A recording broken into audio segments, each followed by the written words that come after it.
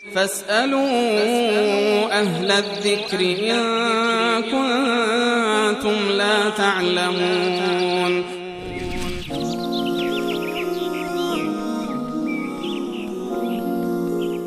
بیننده بعدی ما سوال کردن در مورد مشروب خوردن.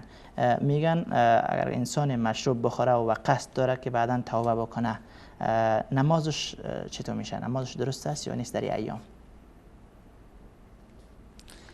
اگر مشروب بخوره و قصد داشته باشه، یعنی قصد داره که بعدا توبه میکنه، یعنی امیدوار هست که متیقن هست که چند روز دیگر زنده می باشه و توفیق توبه برایش میسر میشه، یا که بعد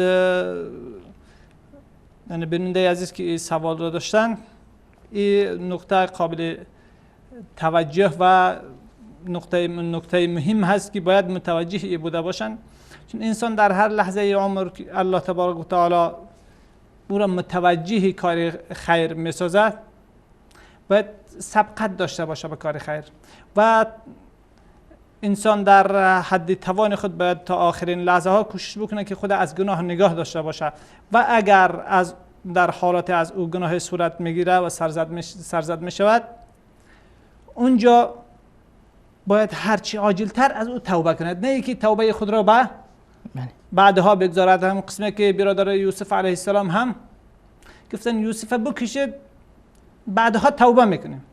این باعثی ارتکاب یکی از بزرگترین جنایت‌های تاریخ با اونها شد و قسمی که علمای اسلام فرمودن که التسویف جند من جنود ابلیس، سوف یعنی بعدتر ما توبه میکنم، بعدتر میخوانم، بعدتر کار خیر میکنم، یکی از لشکرهای ابلیس است. پس این یکی از وسوسه های ابلیس است که باید از این خود را دور نگه داشت.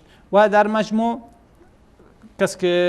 کسی که شراب می نوشد، طبق که حدیثی که در سنن ترمذی و دیگر کتاب های حدیثی آمده، یعنی حتی در بعضی روایت میگه تا به 40 روز نماز او قبول نمی باشه. پس یکی از جمله و یعنی جرایم بزرگی جرم شراب نوشی و چیزا نشان میده. و همچنان پیامبر اکرم صلی الله علیه و سلم در شأن کسی که مدمن شراب است، یعنی معتاد به شراب نوشی هست، در شأن اون میفرماید که کسی که با این حال از دنیا وفات میکنه، الله تبارک و تعالی در روز قیامت با نظر رحمت به سوی او نگاه نمیکنه.